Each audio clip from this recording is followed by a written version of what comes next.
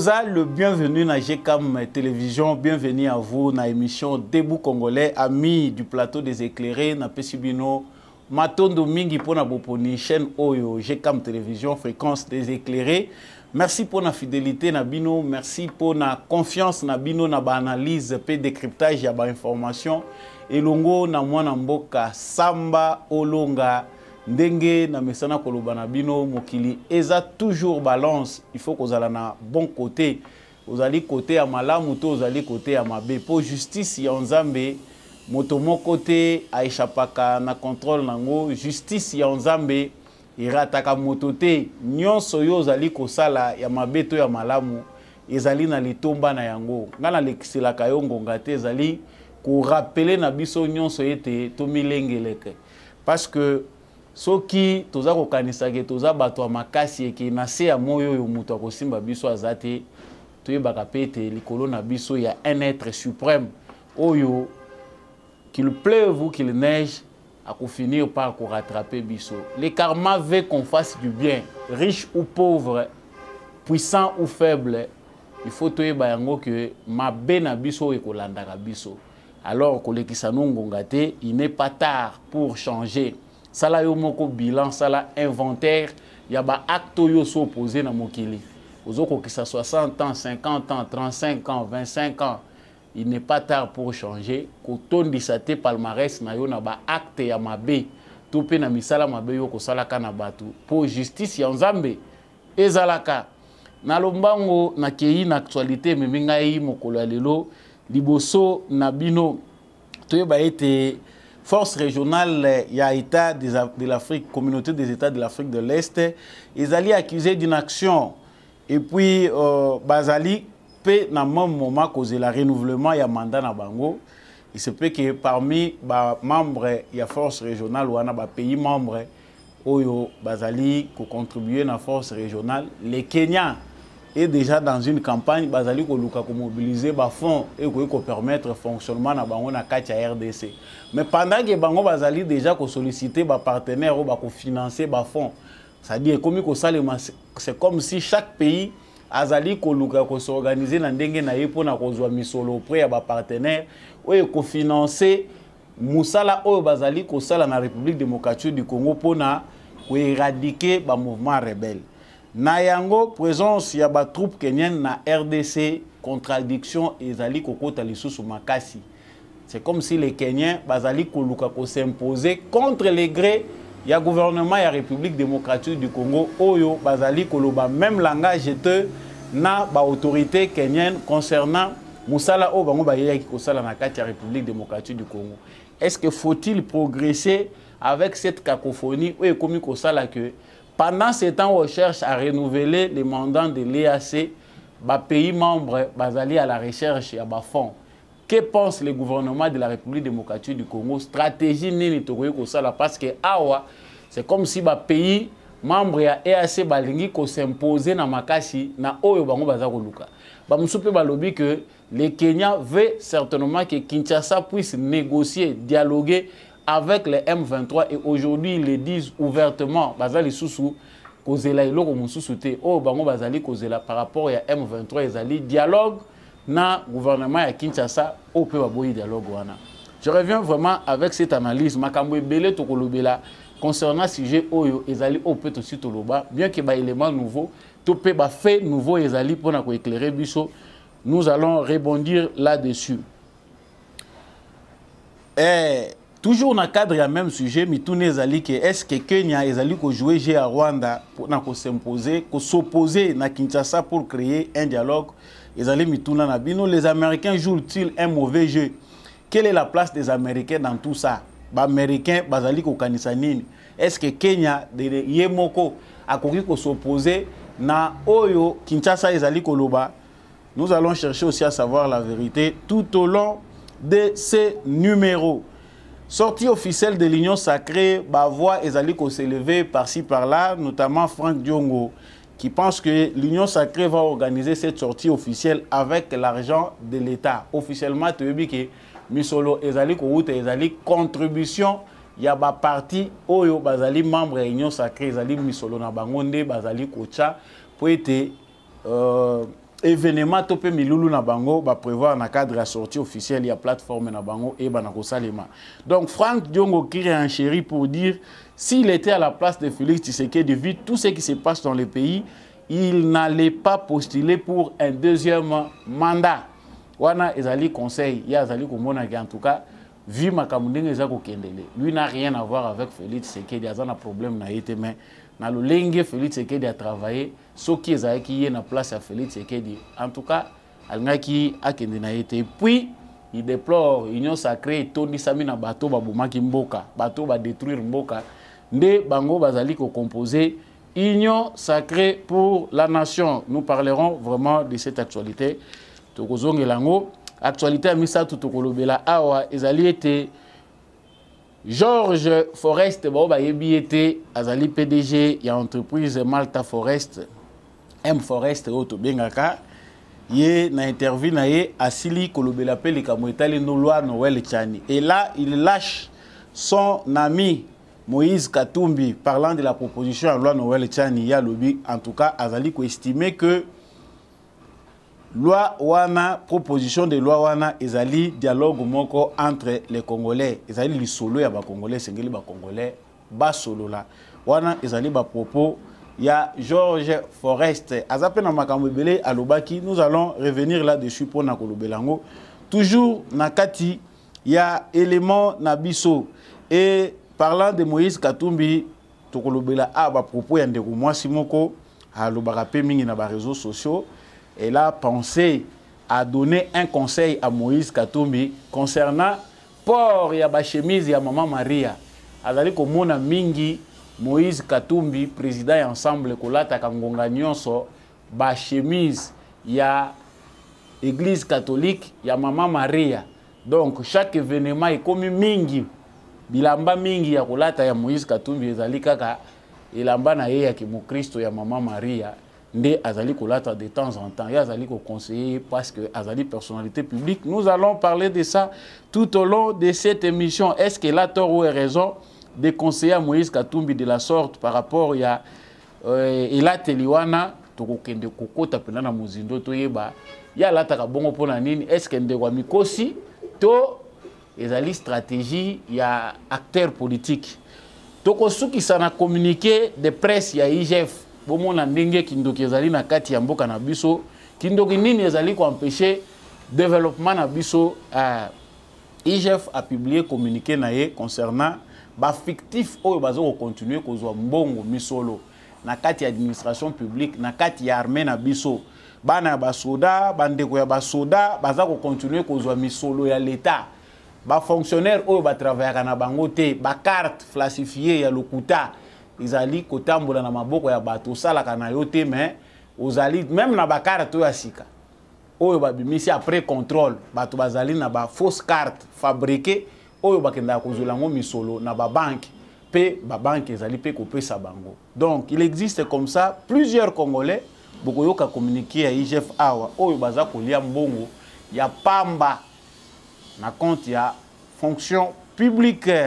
Voilà tout pour les sommaires. Ezali bongo ba sujet ngai na bino toza ko aborder sika sika awa na cadre ya émission na ngai ya bino ya biso nyonso ya yekuna Debout Congolais Simba Bendele ezala toujours likolo. Merci na yo mutoza ko rejoindre biso pour nambala liboso na plateau d'excellence ya Debout Congolais plateau ya ba éclairé na lobaka.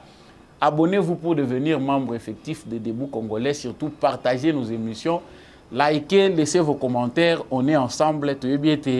Makambo ebele ezali ya kosala mesoko zwaka to pona kozwa pe moi éclairage utile à travers émission oyo c'est que ozali penda ya biso FARDC na motema tokotika ngote tika pe commentaire na yo depuis ville nini ya République démocratique du Congo, depuis village nini, territoire nini, depuis pays nini na monde oza congolais ozali vraiment ko soutenir mapinga to pe ozali kozala pe na sima ya émission oyo Debout Congolais. Merci pour les premiers commentaires. Toza na bino elongo. Voilà, comme je le disais na sommaire na biso tumoni mbilinga mbilingeza kokoba se kokoba na makambo etali force régionale jusqu'à tel point que bandeko na biso oyo basopozaki catégoriquement na présence ya force régionale bazali kozwa tout à fait raison. Raison na bango bazali kozwa eza par rapport ya position na bango radical bazwaki. Awa tozali koloba tokanisaki que réunion oyo ebongisamaki ekanamaki kosalama na initiative ya République démocratique du Congo pona komeka kobalaye ba malentendu oyo ko fixer ligne de conduite ya sika sur mosala oyo force régionale azali kosala évaluation ya parcours na bango pe oyo esengeli basala na moment oyo tokomi. Cette réunion-là a été détournée sur initiative ya Rwanda appuyée par le Kenya. Makambo tolobaki yango dès le début avant force régionale et ya tolobi makambo ezo la clarté tozo kobelelaka. Tomoni position ya Kenya ezali ya ko soutenir Rwanda. Et le nouveau président kenyan qui nous a injuriés avant qu'il n'accède aux fonctions présidentielles n'est pas du tout digne de confiance. Et surtout que nous sommes en politique, que c'est kanaye te mutekoki ko la kisake biso na yeto zali elongo. Le nouveau président kenyan a fait un déplacement oyo akendaki vers homologue na ye rwandais. Certainement bazali na makambo oyo bangomi bala en tant que président topé collaboration na bango coopération na bango bilatérale entre le Kenya et le Rwanda et ça certainement makambo etali bisote. Mais sur le plan politique biso tozalaki na temps ya ko sonde koyeba pourquoi ce déplacement là vers ce président là. Makambo elo bamaki kuna mususu esepelisaki biso balusolo la ki pe makambo ya République démocratique du Congo. Batalisi ke po kimia ezala na région ya Grand Lac esengeli tozala boye nyonso emekaye koloba makuna. Mais retomber au biso tozali komona après beaucoup tani na bango na Kagame ezali kolakisa que beaucoup tani ya président kenyan na président ya Rwanda Paul Kagame ezalaki de nature ya ko comploter contre État na biso. Na lolenge nini? Awa na gouvernement ya République démocratique du Congo, armée ya République démocratique du Congo, population ya République démocratique du Congo, confiance ezali te na force régionale et surtout mingi na contingent kenyan. Pourquoi? Parce que bazali accusé d'inaction pendant que plusieurs actions, des exactions ezali ko continuer na kosalema na kati ya ba endroit où ezali ya conflit ba bisika ou ba présence na bango ezali bango bazali ko abonder plus na discours que na résultat sur terrain. Différence ezali makasi entre armée burundaise na armée kenyane par rapport à réaction vis-à-vis à mandat oyo bango ba kotelaki na République démocratique du Congo. Qu'est-ce qui fait que l'armée burundaise, lorsque bazali comme la population moko attaqué, bamoni milice, qu'elle soit une milice congolaise, ce qui bamoni que milice wana bazali ko attaquer population, bazali ko intervenir pour mettre la population à l'abri. Mais l'armée kenyane, oyo pe bazali na kati contingent oyo, bazali beaucoup plus na ba discours qu'une action oyo ezali satisfaisante. Vous allez remarquer que ce tout sondage par rapport à l'image, il y a un contingent oyo ezali coopérer na est la République démocratique du Congo dans cadre de la force régionale. Beaucoup de que côte ya ba Kenya et qu'on a trop bas. Ça dit peut-être qu'on a 0, quelque chose par rapport à côte ya crédibilité et puis côte ya confiance au peuple congolais qu'on a donc c'est basant de ces faits, tout à l'heure comme on appelle que discours ya ba Kenyan, que ça soit ba militaire na bango, que ça soit ba officiel kenyan, ezali discours moko ya ko rendre mandat ya EAC mandat moko d'observation, c'est-à-dire to lobi on déjà na ba émission ebele. Mandat moko proprement d'observation. Moni MONUSCO a tondi sa ba militaire ebele na Congo avec celle bi ko observer que la population civile baza attaqué. Malgré cela, après plus de 20 ans, des millions de civils ont été massacrés à l'est de la République démocratique du Congo. Et c'est là, sous la barbe des Nations Unies, de sa mission en République démocratique du Congo. Les contextes dans lesquels la force régionale est venue en RDC, ceux qui battent belé, ils continuer à un débat. Ils ont contexte, il y a solution proposée dans les Nations Unies que local la tomoni MONUSCO, bazako sepela nango lisusu population peut-être nous suggérons qu'il y ait une brigade d'intervention créée par les Africains, même par force, par armée, wana et puis biso to kolukato financer yango. C'est comme si cette solution là était une solution nuisible pour nous parce que bamonaki kezali moyen oyo bako quitter na MONUSCO batiangona no pembeni pour ba créer biso une force avec nos propres frères noirs. Pour baloba que non, ce sont les Africains même maintenant mutubaza sur le terrain, pourquoi ils n'agissent pas? Mais entre-temps, ce sont eux qui sont derrière et pour leurs intérêts. Président, ministre, il y a Kenya à tenir le sous-bas propos où ils allaient couper sa batukanda. Dans le sens, il y a que Bango bazali ko privilégier dialogue. C'est-à-dire que tout lundi, tout meki ko amassé ba position topé malobagnon so toyoki na ba pays où bazali ko composer force régionale ya EAC.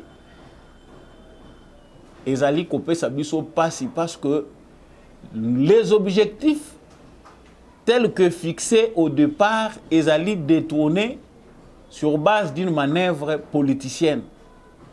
Les Congolais ont tout intérêt, les Congolais ont droit de s'énerver parce que ce n'est pas ce qui a été dit au début. Et tout ça, comme on a dit, au Congolais, il y a un peu de gouvernement à RDC. Si on a dit wapi na force régionale. Parce que Bango, comme le rôle à s'imposer, ils agissent en République démocratique du Congo selon leur gré. Na lo lengo Bango balingi. C'est-à-dire bazako obéir na mudute. Entre-temps na munoko bazako lobake biso toye toza na kata République démocratique du Congo, toza ko tosa mibeko ya Congo na cadre ya mission batindi biso Congo muteko tsaki biso. Mais dans les faits, ils s'imposent comme s'ils étaient dans leur pays. Bango bakoma ko evre ndenge balingi bazako s'opposer na discours officiel ya gouvernement ya République démocratique du Congo. C'est-à-dire bango pona bango bayaki nde ko baliser chemin pona dialogue. Chers frères congolais, le complot est là, il n'est plus à cacher. Et si Yébani na mukili mobimba ke objectif au bango ba yelaki. Tobo sanate, notre mémoire n'est pas courte parce que vous êtes toujours panza sango. Nyon sona mutu tellement to loba lobango et comment le gola mutaza ko loba azape ko s'enseigner moko ekangama na mutu.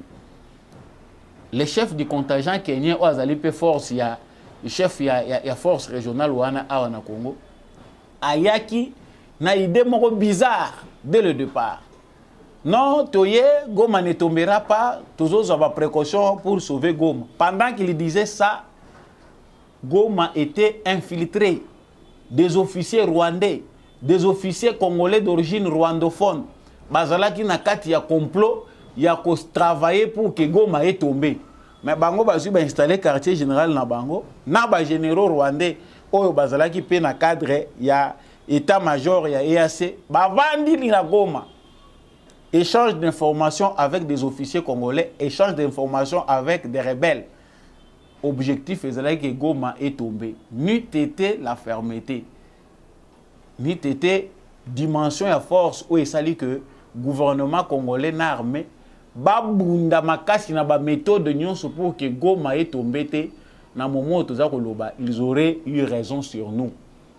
Et là, il y a prouvé les soutiens les Congolais. Quand on continue à s'énerver sur base de la force régionale, en tout cas, nous autres, nous pensons que notre gouvernement doit avoir la force de dire à la communauté des États de l'Afrique de l'Est que, franchement, la mission qu'on vous avait donnée, mission Otoyo Kanakina Bino, Yangote Bozako Sala sur le terrain. Le Congo doit agir. Mais, tu éviter si ça fait partie aussi de la diplomatie de laisser ces silences-là. Parce que silence oyo et pas bas congolais, ils ont comme un peu le rôle à moi trahison, Mokoboé. Comment ces gens ici continuent à œuvrer, bazako tourner? M23 Zako Kende, M23 Komiko Kende. Le chef de la force kenyane Azanaye, à l'aise. À l'obinote, bazako kende, il faut essayer de voir baza bisikanin, bazako collaborer na bango, bazako seka na bango. Ils sont très à l'aise avec ces mouvements rebelles là. C'est comme si objectif au bango ba yelaki ezali kozo ba yebisaki bango ke baninga na bino ezande ba M23. Donc ndenge bokeyi wana il faut bozala en bon terme na bango. Donc quand on regarde le jeu que joue le Rwanda, on regarde le jeu que joue la force régionale, les contingents kenyans en République démocratique du Congo, on sent que tout est fait pour jouer le jeu du Rwanda afin d'amener le Congo vers le dialogue. Kinshasa aussi s'oppose. Na façon bango bazako sala. Bon, bolobi ba nani, bon ça va. Bon mais ma bango bisiko tokana kina bango comme ça on va les identifier. Comment on va dialoguer avec des gens qu'on ne connaît pas? Le vrai dialogue c'est de voir qui sont ces gens-là. Bisiko boyebisaki bango bazala cantonné. Bande konanga biso batozo condamné Tshisekedi tolobi, c'est une erreur parce qu'aujourd'hui les mêmes discours, il y a bateau bazali ko se présenter comme opposant à la méthode de Tshisekedi. Et ça ka discours il y a que Tshisekedi a commis l'erreur, il y a kokotsa biso na EAC. C'est vrai. C'est votre point de vue. Mais essayez de voir les choses autrement. La phase autre commune bango mutu moko ta ko yebisa biso que nous n'avons pas essayé. Tout a été essayé, nous avons respecté les recommandations qui nous ont été données. Mais le gouvernement congolais na phase où au final tokoti, il faut faire atterrir biso en douceur. Quelque part la précipitation et quand la revanche aux anangwe koki ko pousser biso pe na faute, o bango bako kozwa raison sur nous. C'est notre pays, c'est notre territoire. Bango bako ko sala o bango balingite, mais ils veulent nous énerver. Soko bo étudier malamu psychologie à Bakenyen, c'est une façon de vouloir énerver les Congolais. Bazana mission oyo, ba Rwandais ba pesi bango. Ezali ya ko créer des ordres moko ya makasi et que ces désordres là, bango va tenir le gouvernement congolais pour responsable et le souffle sera aux côtés de Kagame, Azomu Pepe. Le rôle a acquis de gauche à droite, il a cherché ses pions et le président kenyan a accepté lui de jouer le jeu de Kagame. C'est visible et ça n'a les militaires sont des gens qui obéissent aux ordres. Avant baya bazana discours ba yebisaki bango. Chef wana ya force régionale, ce Kenyan là, ce commandant là. Azali na mission na yeba pesier et il n'obéit qu'à cette mission là. Donc quand on veut parler, to yebi na biso que le Kenya joue le jeu de la force régionale, la décision elle est laquelle? Qu'est-ce qu'il faut faire? Le gouvernement congolais a proposé qu'il va tenir une réunion. Mais là, on sent que c'est élastique. Parce que le temps mort qu'on laisse ici, oh, tout tiki vidéo, bango bazozi là-bas renouveler mandat na bango. Et puis autre chose que j'avais oublié na souligner qui a modèle na de biao. Et là, obligé tout ça koye baté. Kenya na contingent na yemoko plus de 100 millions de dollars. Ba Burundi pe bazako senga plus de 100 millions de dollars. Ça va être presque le souci de tout le monde. 100 millions, 100 millions, 100 millions. Les Kenyans vont contribuer, ils vont chambongo. Il faut que les gens chambongo objectif final les années. Et maintenant, ils sont en train de mobiliser d'autres fonds pour na contingent na bango. Bazako s'assurer que pour na bango, bazako investir. C'est un investissement pour l'armée kenyane. Et les manœuvres profitent au Kenya, qui sait comment elle tire aussi des dividendes. Il tire des dividendes dans ce qui se passe au Congo. Donc, guerre au Félix Tshisekedi aza pour s'opposer à Kagame, na politique nango bazaki nango ya passé et créer peu bipolarité moko boy. Il y a des gens qui ont confiance à la politique à mener Félix Tshisekedi, mais oyo force politique ya kozala sima Tshisekedi ezate bazako banga libanda libanda balobini comme le président burundais libanda balobini nini bazako sala lui au moins son contingent depuis que bazawana vous sentez que bisiko bango bazali les rebelles bazako sala ma sécurité parce que va couvrir fait ba sala ma sécurité. Donc l'argent qu'ils vont aller mobiliser awa mandat on a nous ba renouveler en côté.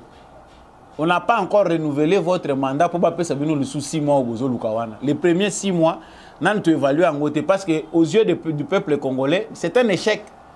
Mais vous voulez qu'on vous donne encore 6 mois et vous voulez imposer un dialogue qui n'est pas accepté ni par le peuple congolais ni par le gouvernement congolais. Le Parlement congolais a déjà voté une loi qui interdit au gouvernement de collaborer, de dialoguer encore avec des mouvements terroristes. Na ba mouvement rebelle oyo baza ko sala makambo. Pour intégrer bango na kati ya armée ko sala eza le sous-permis. C'est dans les lois de la RDC.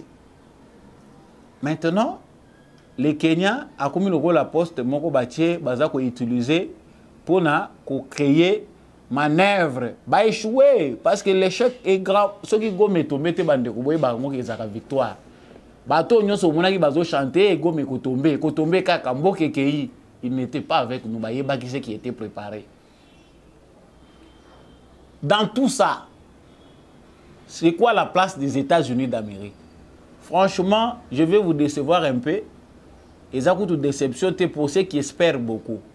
La politique américaine est criminelle envers nous. Parce que bazako kende liboso, bazako zonga sima.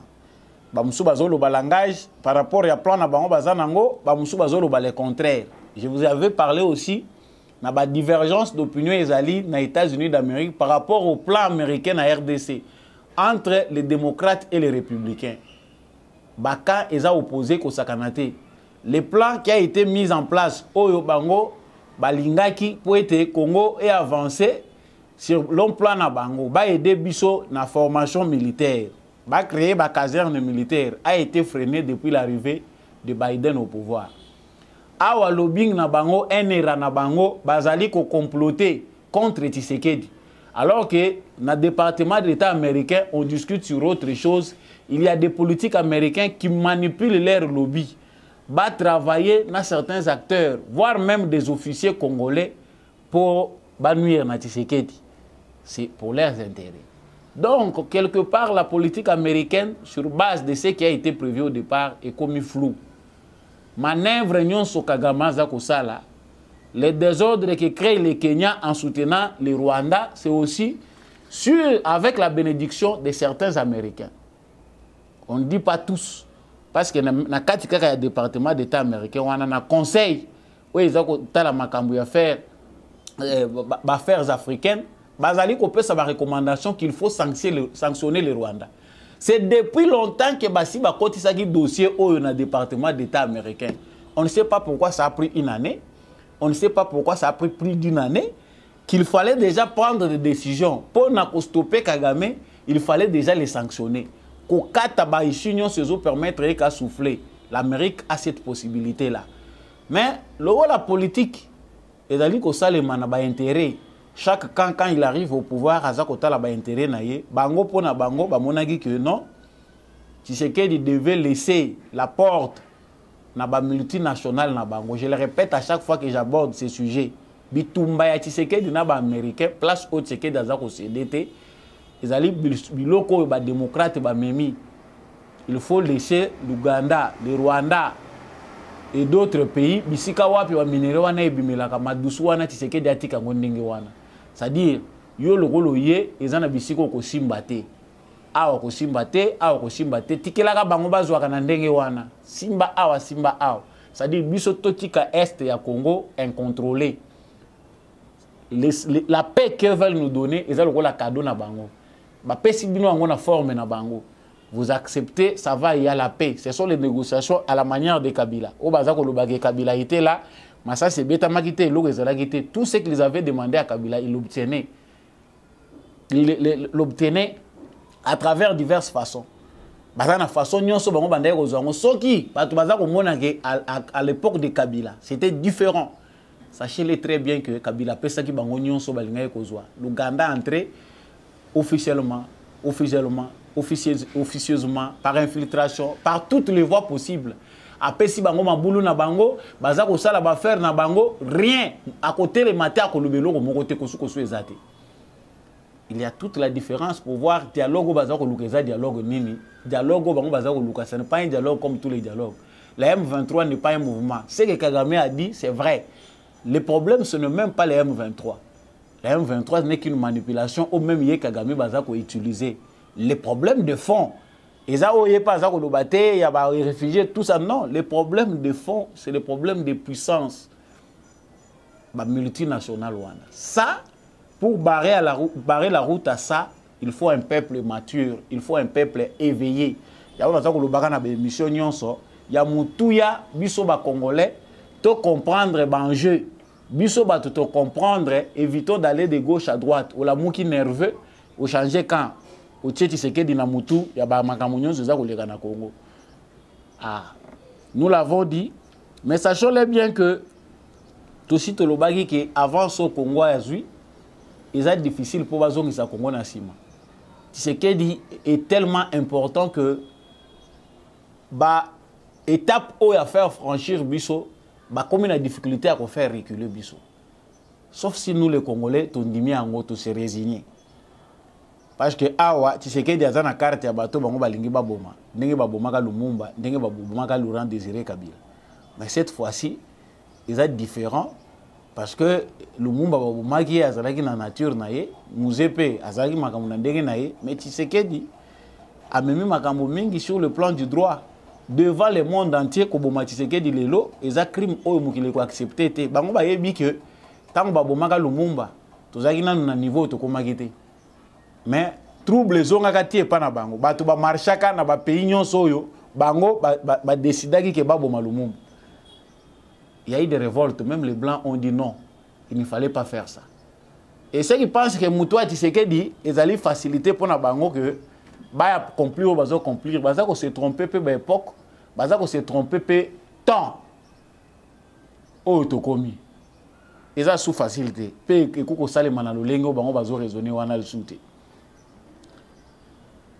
Pendant ce temps, nous revenons sur ce qui se passe sur notre scène politique. Union sacrée, Ezakobima, Balobi, il faut être du bon côté de l'histoire. Soyez du bon côté de l'histoire. En tout cas, moi, j'ai été toujours au bon côté de l'histoire. J'ai toujours été du côté de la République. Sur Yopenanda, côté de la République, je pense que le slogan vous convient bien. Mais on a Ezali Yabato Union sacrée. Mais, opposants politiques, Bazako Mona Bongote. En tout cas, ils ont ils s'engagent pour piller la caisse à l'État. Pour ceux qui veulent piller l'État congolais, et là, ils va créer une union sacrée. Milulu na bango bazako bongisa. Topé manifestation na bango, il y a sortie officielle de l'union sacrée ko salema. C'est 29 ils alinde pona ko utiliser mbongo ya caisse à l'État. Yangote Lobagi, débat Michel Lekaki. J'entre d'abord dans les propos de Franck Diongo. Franck Diongo, tu es eu pendant une position à été dans minute. Qu'est-ce qu'il pense devenir? Patience na mokileza malamu yo mtozola ndanga ndako. Patience ezalaka penda na perte mingi te, à moins que patience na yo ezala fondée te na conviction moko quelconque. Mais la bonne patience paye toujours, finit toujours par payer. Vous avez moto. Vous avez déjà agi, mais vous avez moto. Franck Diongo Alobi, Union sacrée, va organiser sortie officielle avec l'argent de l'État. Ah, il faut que ça se justifie. Est-ce que la Banque centrale, est-ce que le ministère des Finances, est-ce que la DGO va faire pression? Parce que tu as vu que chaque fois que le PPRD avec Joseph Kabila devait faire des meetings, organiser des grands meetings, bah DG va signer la caisse à l'État. Quand on a se rappeler que des transports sont Koufaka, bon ebima na société de transport, on a jusqu'à 900 000 $ pour soutenir la politique. Chambon contribuer. Bon, tout ça tourne. Est-ce que ba DGP a entreprise publique, ba ministre, baza acculé que ba puiser na caisse à l'État pour baya ko futa pour minulu wane salema. Toyoki na neko wana te, to moni na neloko wana. Nakanisi que ba propos ya ndeko Franck Diongo tant que l'argent de la caisse de l'État, biso toza ko apprendre et à agir maintenant avec des preuves.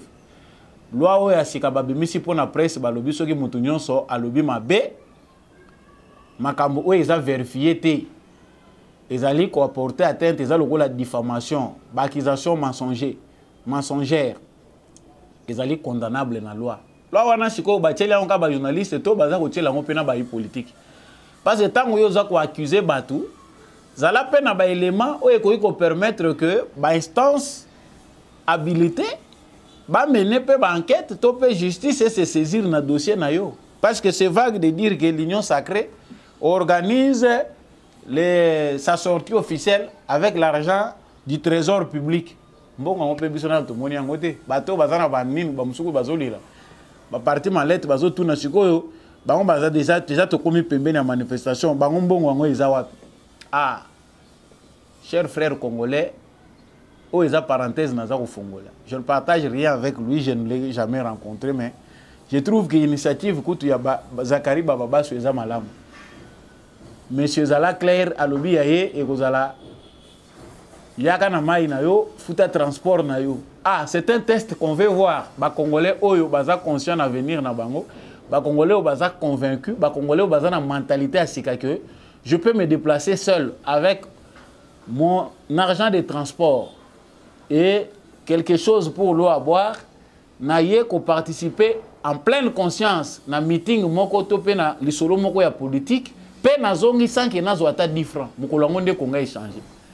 Toki Zakari Bababa Swe abeti mbela lobi ya yepe azako beta bord na ye. Kozela no ata 10 francs. En tout cas, sans vouloir aller creuser dans son passé, chercher ce qu'il avait fait hier et ce qu'il dit aujourd'hui, mais on prend d'abord l'idée, si les politiciens congolais réussissent à agir de la sorte, Congo est bongi. Ah, tozongi na union sacrée, makamu Frank Diongo lobby, eza probable jusque là, eza komona na te. Bon, si les ministres qui ont des partis politiques, les députés qui ont des partis politiques, pour mobiliser leur base, ça n'engage que.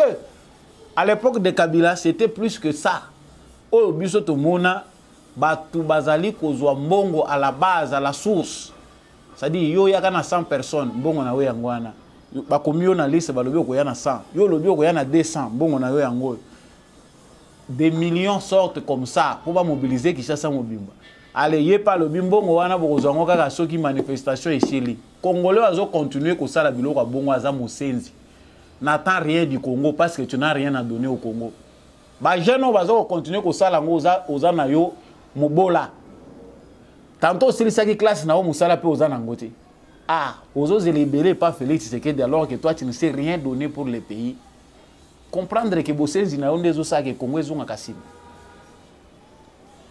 Parce que 5 000 francs, même ceux qui va payer 10 000, il ne faut pas payer au Koué na maboko bayanke et ko lia ngo pété. Parce que tout le monde a une expérience à ma confiner beta makatango mbongo e kuya na maboko bayanke. Ba pesi break boy. Azwa kati asimbisi o aza mopanzi na ya lobinga na zwi par nanga. O atikali wana bitumbe bandi wana.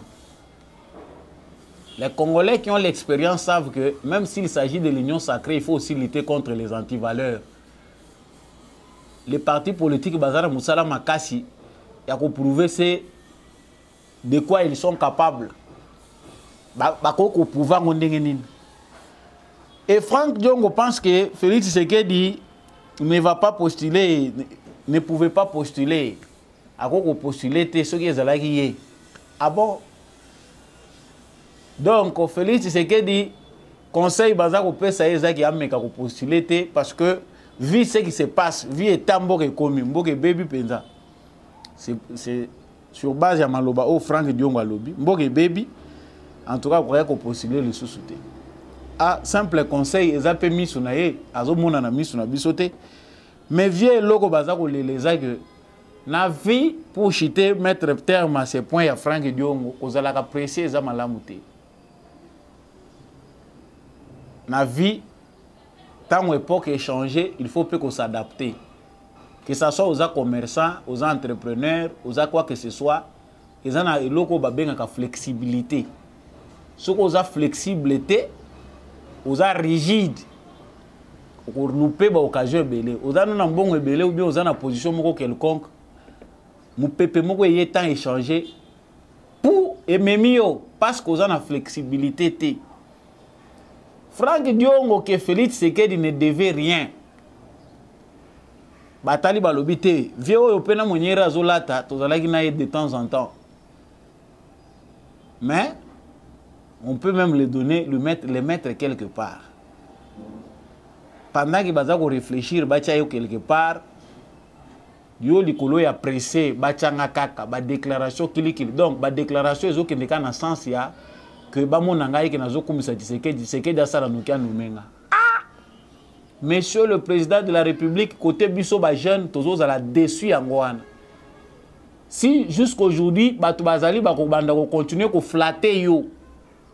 Batou Bazali va continuer à faire la déclaration, à faire la réflexion, biso to kanti que en pleine conscience, mais pour vous flatter vous, pour nommer bango quelque part, il n'y a pas d'avenir sérieux dans la politique.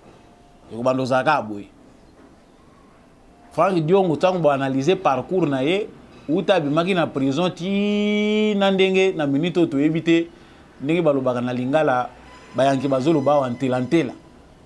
Donc sans position Azana Katumbi là où il prend l'argent ou il est avec qui? Parce que Katumbi paye cash. So koto c'est l'honneur ba congolais bazotalanga. Franck Diongo, auquel ne soit pas Katumbi, c'est moins sécurisant, ça donne peu de crédibilité. Même l'entourage à Franck Diongo, Batobele, baza déçu. Mais vieux, Azulukaka vraiment ni. Patience exate. L'Union sacrée pour la nation, avec le label de Félix Tshisekedi, Oyo Bango Bache, Balobi, soyez du bon côté de l'histoire. Effectivement, tous à côté, Abino Pe vieux. Balobi ke bilongi na bino ebele ezakuna bino nde mutu boko isa kabila bino mutu bopu ya mboka.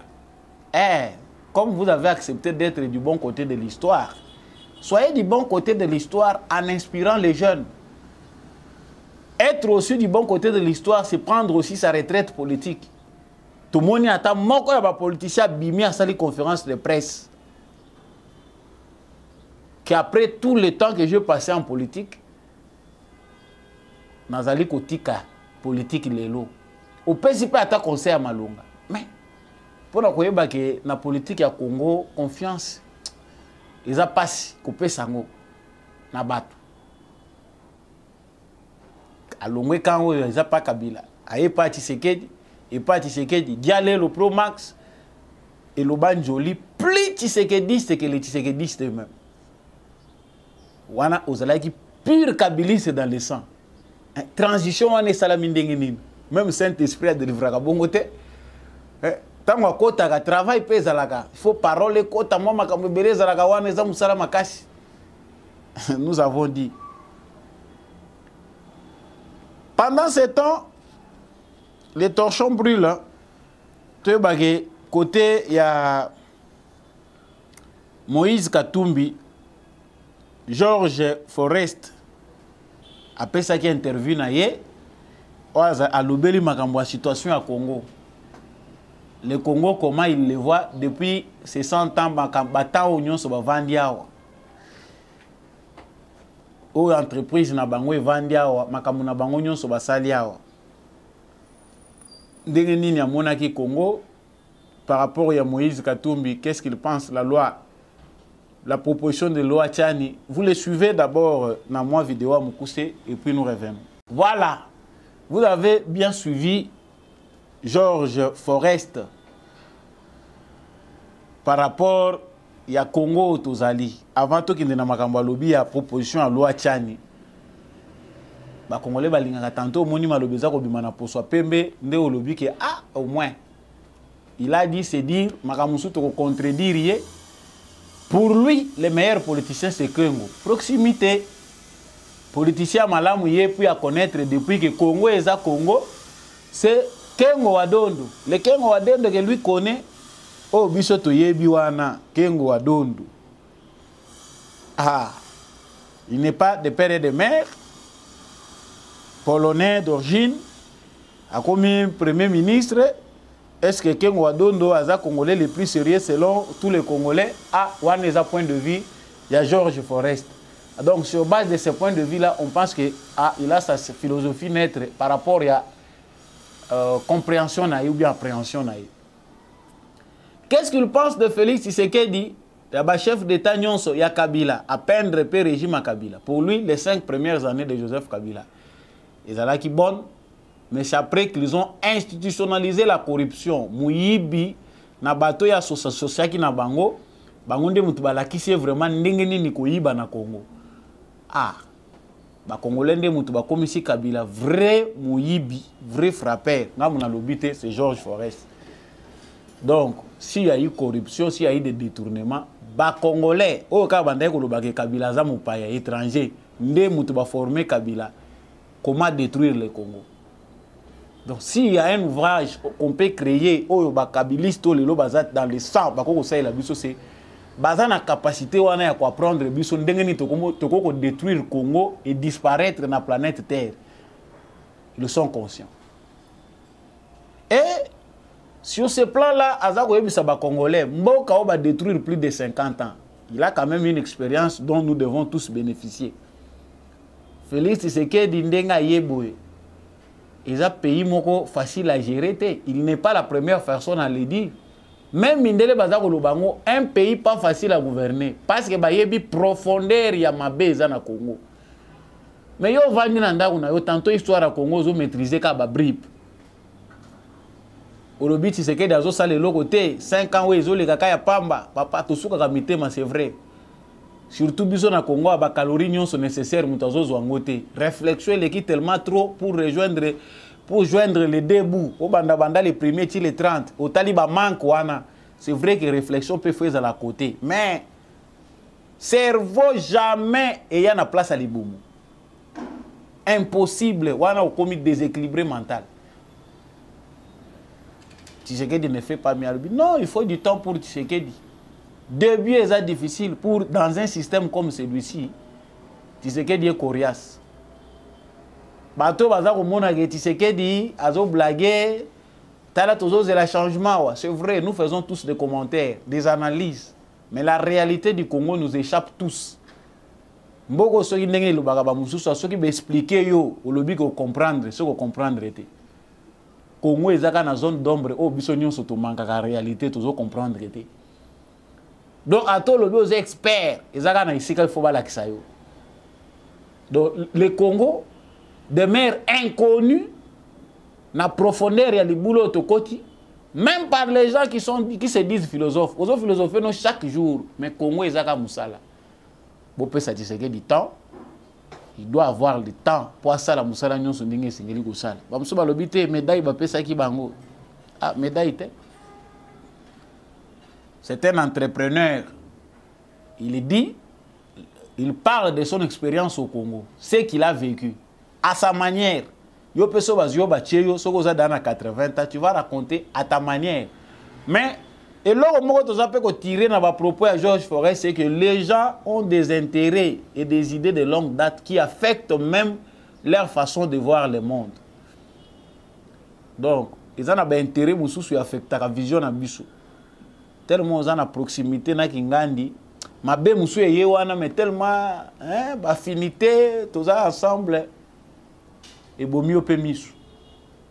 Donc, on a gérer.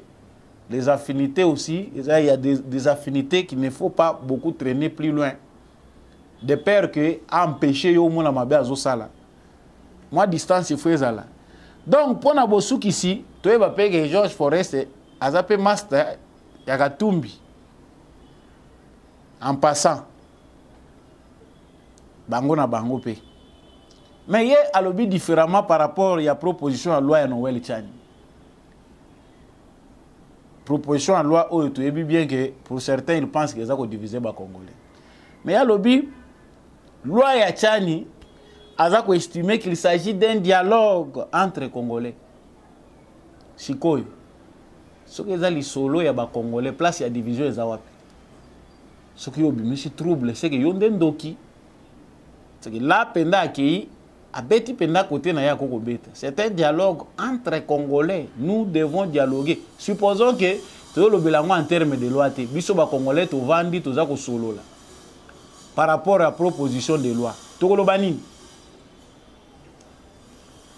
Chers frères congolais to lo ba mingité wana ezaki position à Georges Forest. Mais je vous laisse suivre ici une vidéo d'une compatriote Sandra Mouchal, c'est son nom. Cette vidéo qui m'a été envoyée, elle s'est passée, je ne pense pas, c'est dans les réseaux sociaux. Mais makambo lobby ezo permettre biso ezo tinda biso on sopeto meka kokondola nano. Comportement wana ya Moïse Katumbi. Ils allaient dire à quoi? Suivez d'abord cette vidéo de Sandra Mouchale qui s'adresse à Moïse Katumbi, qui lui donne un conseil, et puis on revient. Président, il y a ensemble. Ensemble pour la République ou bien juste ensemble? Mais, anyways. Président, il y a ensemble, monsieur Moïse Katumbi. Lelo na ye, pour na kopesa ye moi conseil.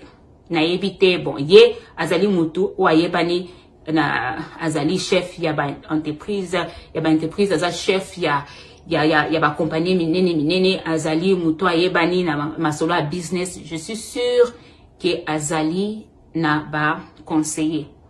Mais, nazala qui étonné, bon, souvent nazala qui étonné, tant que namona vraiment bablo comme ça la qui ça un peu na côté. Oye sengeli asa la ngote. Bon, batu oyo bozali bandeko, ba camarade bozali pembeni monsieur Moïse Katumbi, oyo ezali idée oyo nga nazo pesa pona bino. Boye bisa monsieur Moïse Katumbi, ndenga zali président ya parti politique, azali président ya parti politique et puis alingi comme président ya pays et sengeli atika nanu kolata bilamba ya Mama Maria. Bon, en tant que président, ezala ya parti, ezala mboka, ozali chef ya batu nyonso. Ozali chef ya bato bazaba catholique, ozali chef ya bato bazaba protestant, ozali chef ya bato bazaba spiritualiste, ozali chef ya bato basambela rate, ozali chef ya bato basala rasoki nini, ozali chef ya bato nyonso. Soko bandi ko lata na public, soko linga ka Mama Maria, ozala rasoki, ozala catholique, to ozala ka naibite, peut-être que ko lata ngo de lamba wana lata ya Mama Maria. Okola tango nandako mais kola trango ko tambola nango ko bimaka nango eza vraiment bien té parce que zo pesa déjà position na yo spirituel to position na yo ya religion que yo zali muto aboy soko lingo comme président sikoyo o komona que batu oyo bazalaka na bango balinga na bango ba catholique té o batu bakanisela ba catholique mabe ou bien batu oyo balinga Mama Maria té bakomona que pourquoi na kende ko voter président oyo na mona ke religion na ezali boye peut-être na religion na eba soutenir biso te est-ce que tanga okoma président est-ce akoya ko soutenir biso est-ce akoya ko tika ke église na biso ezala donc en tant que président na éviter bozana bato ebele tout autour na bino monsieur Moïse Katumbi ce qui est un mutu moko te atika parce que na mona rango souvent na bandeka koloba to tika kaka to tika mais siko lelo soki bolingi bokoma président ya mboka président ya Congo mobimba. Congo c'est ce qui n'a pas église combien na mukili mobimba ils ont église ebele. Je pense que ekozala mieux pour na yo kotikaka kolata elamba ya Mama Maria. Okoza na olinga Mama Maria na yo makasi nini okotia ba statue ya Mama Maria na kati ya ndako na yo na parcelle na yo okoki kosambela Mama Maria surtout olingi mais na public la kisa ki ozali mutu ya batu nyonso to ozali président okoma président yaba congolais nyonso okoko bolandi malamu conseil ya mutema malamu ya compatriote na biso ser na biso azali kopesa na Moïse Katumbi. Moïse Katumbi qui est un candidat qui a des ambitions présidentielles. Même si une part importante des Congolais ne sont pas d'accord que les choses se fassent de cette manière-là. Ndeko na biso lobby aza komona ngo eza kobala na te eza vraiment du tout normal était que candidat oya kozala président dans un pays laïque tango nyonso alataka kaka chemise aliputa ya Mama Maria tout le temps. Yango asali vidéo na ye azali kopesa message na bateau baza proche na Moïse Katumbi.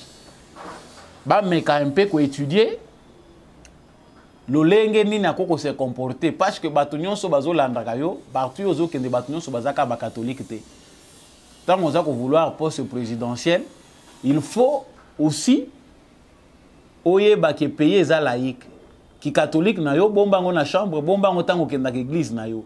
Mais tant aux alliés qui ont bipai, il faut au bomba au tchaki catholique nous wana mupanzi parce qu'il y a des musulmans, il y a des kimbangis, il y a des protestants, batu bazali ebele oyo bako kotoyer yo. Chers frères congolais, nakoyoka kaka boye conseil ya compatriote na biso eza mabete pour un candidat président de la République. Abimi conseiller na ye. Mais peut-être que compatriote na biso a ignoré fond ya message oyo acteur politique wana tope Moïse Katumbi azali kopesa tango aza kolata chemise wana. Vous savez, pour bien analyser makambo ndeko aza koloba na Katumbi po amona ngo pe que c'est impossible que asala ngo ou bien koko sala ngo kaka po lobami. Moïse Katumbi, avant, il ne portait pas de temps en temps, tout le temps, kaka chemise oyo ya Mama Maria. Mais depuis que à côté makasi na politique a commis na ambition présidentielle et que a créé proximité à makasi na ba autorité, ba responsable de l'église catholique, cardinal, ba évêque notamment oyo bazana Katanga, espace Grand Katanga, a commis bango ba minaye. Aza très proche na bango, a créé cathédrale na Kashobwe. Souci topé ambition ya Moïse Katumbi eza politique. C'est-à-dire, il veut construire une image de se présenter face aux catholiques oyo aza komona lokola ba potentiel électeur na ya moni ke bazé belé. Baye baki wana za mutu na biso, mu Christ na biso, il partage notre foi. C'est-à-dire, chemise ou alata kande kuna ngai soki yo kanisi kalata kangwa ayebi makambo asalaka te, ayebi oyo asalaka.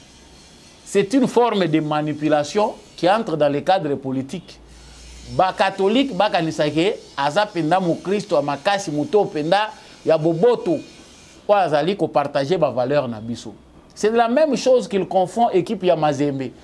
Parce que il a dans le même cadre pris l'équipe de Mazembe. Azui ba supporter au bandé koye belé na Mazembe pour des potentiels électeurs. C'est-à-dire a memi popularité à football, a bandi ko lukasko ko transformer ba supporter au bandé ko lingaye pour na ba générosité na sportive. Ndenge ni na bandé ko soutenir sport ya Congo, a mema bango maintenant na sphère politique. Tous ceux qui pensent à cela savent que ça ne marche pas du coup comme ça. Et que même les musiciens qui ont essayé ça, ils allient des domaines différents. On ne peut pas tous les associer au Tchango Ndengewan.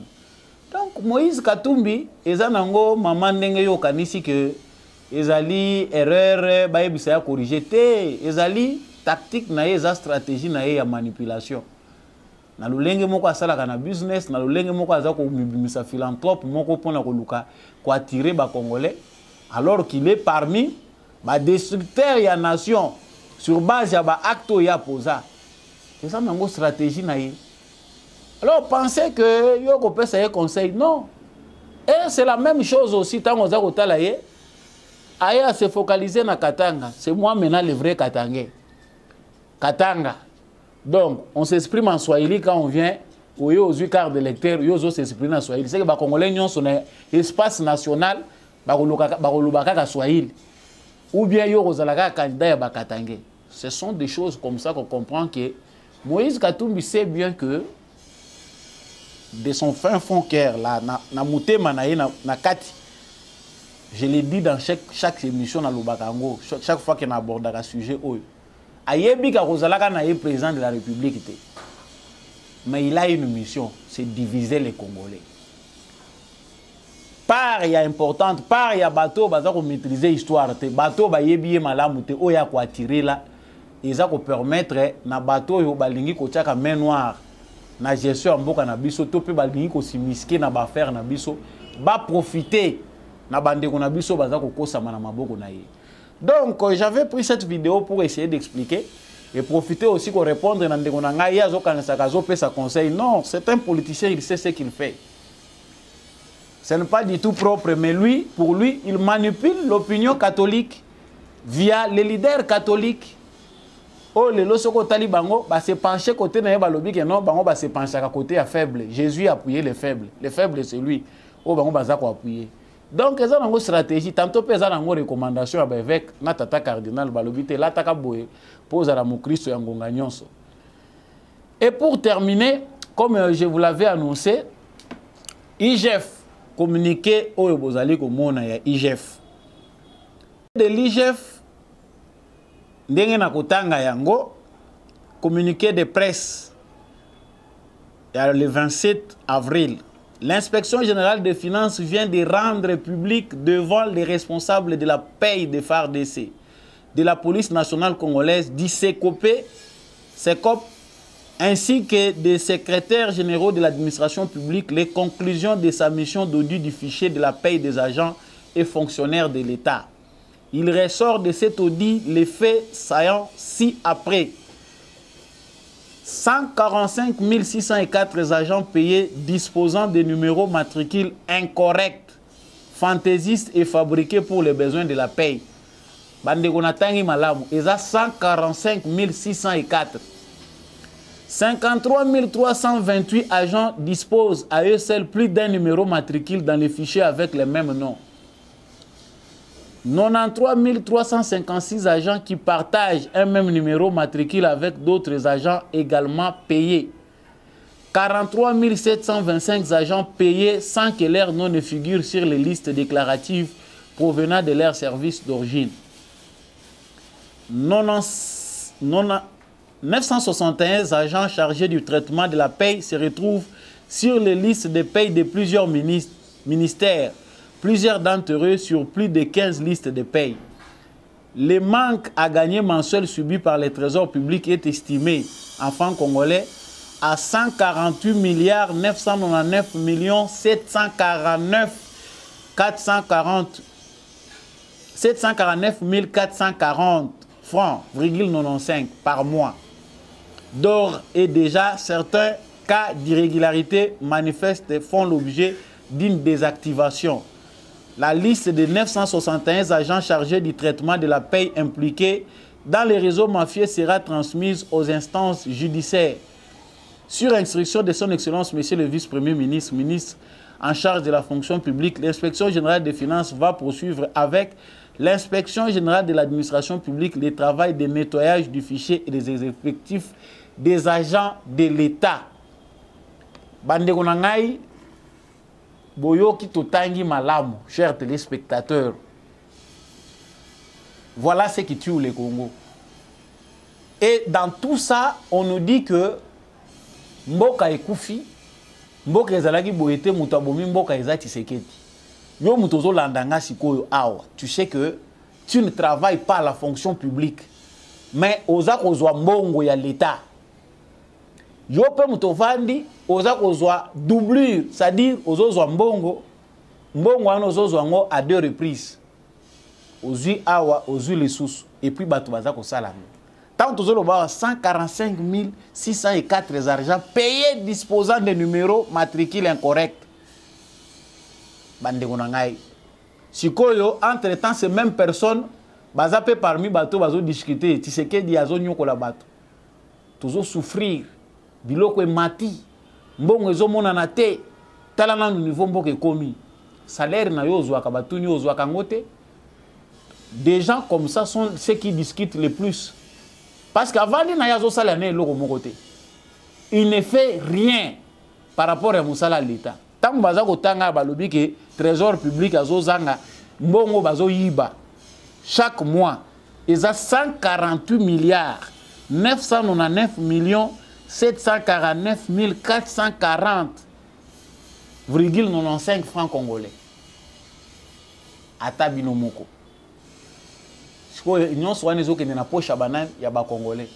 Le changement que nous voulons, biso moko toza ba obstacle pour na changement wana. Ba mentalité na biso ki moyibi na biso bondoki na biso nde eza ko constituer frein na changement toza ko luka. Donc ba musu ba vani na ba onanda ko bazo kanisa ke changer Congo, c'est des miracles. Franchement, nous qui prions, boza ko sambela l'église est belé. Chers pasteurs, parce que les Congolais sont trop dans l'église. Changez votre façon de prêcher. Au Congolais, il faut prêcher au Congolais. Batika Kindoki, Batika Moyibi. Moi, je pense que la plupart des ministères qui sont au Congo, si ce sont des ministères réellement inspirés par Dieu lui-même, vous devez binomoko bokomona makamboyo bokomona environnement nzamba tindi bino nini eza konyokola ba Congolais. Je ne pense pas que Dieu peut vous envoyer dans un environnement peuplé de pauvres. Et ces pauvres-là sont voleurs, inconscients. Pour nous voter à que vous voyagez à photo, soit libala ya kokende poto, soit voyage na yo, visa na yo ekangamaki, il faut visa na yo bima. Mais et là comme ces comme ça biso batuatina te, même pour demander un visa, c'est ça. Mboka ba miibi. Et au vandi na yo ozola no mbongo ya pamba, soki za 500 000, 500 000, soki za 800 000, soki za 400 000. Tu vas à la fin du mois, tu retires l'argent. On sait que c'est difficile. Moussala ya kozongi sa Congo na nzela tant bazolo ba kitiseke du faut lui donner du temps. Ba musu bazo kanisa ke non te ezali façon ya ko encourager Tshisekedi. Mboka eza ya kokufa. Boy. Et tout ça pour la plupart ce sont des kabylistes qui ont organisé cette mafia. Ba vandi baza koyebisa ba congolais mboka baby. Mutu ya boya ya telemi azo le discours même ko lapide yete toza peuple oyo tozali responsable ya ba mona biso moko to valider souffrance au pe to lingi yango na kanisa émission na ngai ekomi na suka. Merci na bino batu bolandaki yango important ezali to tikala biso nyonso ba congolais soko sepelaki na analyse nanga partager émission soki po sepelaki te nous restons tous congolais.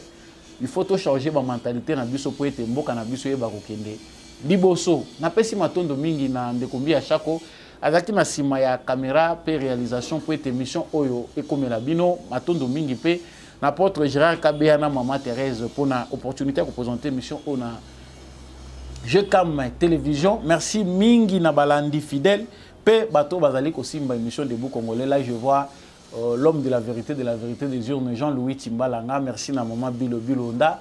Merci à monsieur le maire adjoint Boniface Mpunga. Je remercie également maman Lisette Mungbendu. Merci à monsieur Berstin Kimbamba. Merci à tous ceux qui pensent du bien pour l'émission Debout Congolais. Boza et Belé, Boza encourager Samba Olonga Bolobi, va de l'avant.